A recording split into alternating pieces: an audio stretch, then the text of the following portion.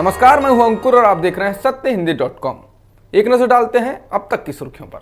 चरमपंथी संगठन हमास और इजराइल के बीच चल रहा संघर्ष रुक गया है। 11 दिनों तक चले इस संघर्ष में बड़ी संख्या में फलस्तीन के लोगों को अपनी जान गंवानी पड़ी, तो इजराइल के भी कुछ लोगों को जान से हाथ धोना पड़ा। इजराइल के प्रधानमंत्री बेंजामिन नेतन्याहू के ऑफिस की ओर से जारी बयान में कहा गया है कि सिक्योरिटी कैबिनेट की गुरुवार देर रात हुई बैठक के बाद संघर्ष विराम का फैसला लिया गया है और ये इजिप्ट की ओर से लाए गए प्रस्ताव को सर्वसम्मति से स्वीकार करते हैं। इजराइल के रक्षा विभाग के अफसरों ने दावा किया है कि उन्हें इस बार बड़ी सफलता मिली है। इसके बाद हमास ने भी एक बयान जारी कर संघर्ष विराम की घोषणा की और कहा कि गुरुवार देर रात 2 बजे से इसे अमल में लाया जाएगा।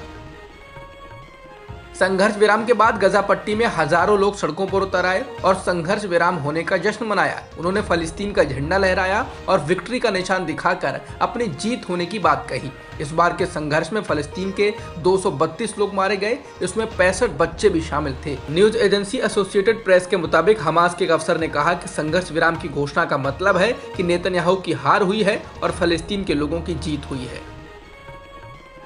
जिस टूल किट को बीजेपी ने कांग्रेस की टूल किट बनाकर प्रचारित करने की पूरी कोशिश की, उसको शेयर करने पर अब ट्विटर ने कार्रवाई की है। ट्विटर ने बीजेपी के राष्ट्रीय प्रवक्ता संबित पात्रा द्वारा शेयर की गई उसी टूल किट के ट्वीट को मैनिपुलेटेड बताया है, यानी ये दावा तथ्यात्मक रूप से गलत है। बता दें, बीजेपी ने इसी टूल किट को शेयर कर आरोप लगाया था कि कांग्रेस पीएम मोदी की छवि खराब करने की कोशिश में लगी हुई है। बता दें, अब जब ये टूल किट फर्जी साबित हो रही है तो लोग बीजेपी को निशाने पर ले रहे हैं। उनका कहना है कि महामारी के दौर में जिस वक्त हर रोज लोग मर रहे हैं, बीजेपी और सरकार के मंत्री फर्जी टूल किट से कांग्रेस पर हमला करने में व्यस्त हैं।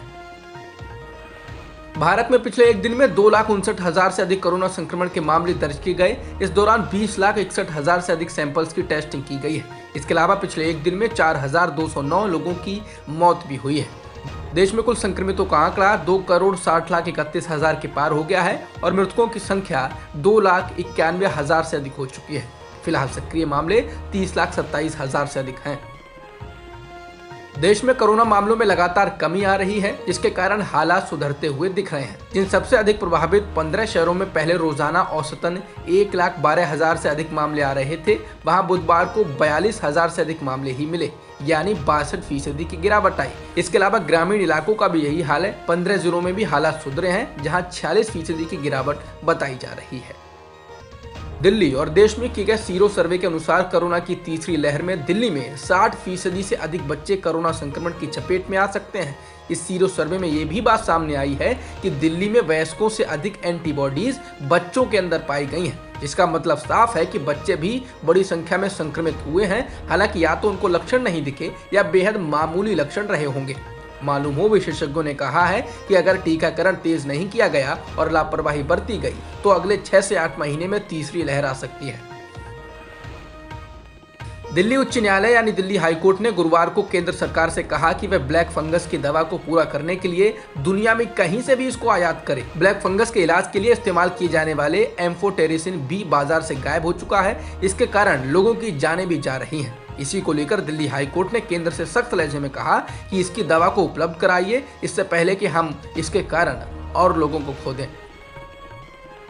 कांग्रेस नेता नवजोत सिंह सिद्धू ने मुख्यमंत्री कैप्टन अमरिंदर सिंह पर हमले तेज कर दिए हैं। उधर पंजाब कांग्रेस के अध्यक्ष सुनील जाखड़ ने पार्टी आलाकमान से पंजाब में चल रहे झगड़े में दखल देने की मांग की है। सिद्धू ने गुरुवार रात को किए गए एक ट्वीट में कहा कि 2019 में लोकसभा चुनाव प्रचार शुरू होने से लेकर खत्म होने तक उन्होंने गुरु ग्रंथ साहिब की बेअदबी करने वालों के खिलाफ कार्रवाई की मांग की थी। क्रिकेटर से राजनेता बने सिद्धू ने कहा, अब कांग्रेस के विधायकों और कार्यकर्ताओं को दिल्ली जाना चाहिए और हाईकमान को पंजाब का सच बताना चाहिए, जैसा कि मैं लगातार करता रहा हूं। महामारी के इस दौर में गौतम अडानी की संपत्ति में लगातार बढ़ोतरी हुई है। अब वो एशिया के दूसरे सबसे अमीर व्यक्ति हो गए हैं। उन्होंने चीन के झोंग शान को पछाड़ दिया है। अब अडानी की संपत्ति 4.85 लाख करोड़ रुपए हो गई है। बता दें, एशिया में अब अडानी से आगे केवल मुकेश अंबानी ही हैं, जिनकी संपत्ति 5.5 लाख 8 करोड़ रुपए है। अब तक की खबरों में इतना ही। बाकी खबरों के लिए बने रहिए सत्यहिंदी.com के साथ। सत्य हिंदी का ऐप डाउनलोड करें गूगल प्ले स्टोर पर।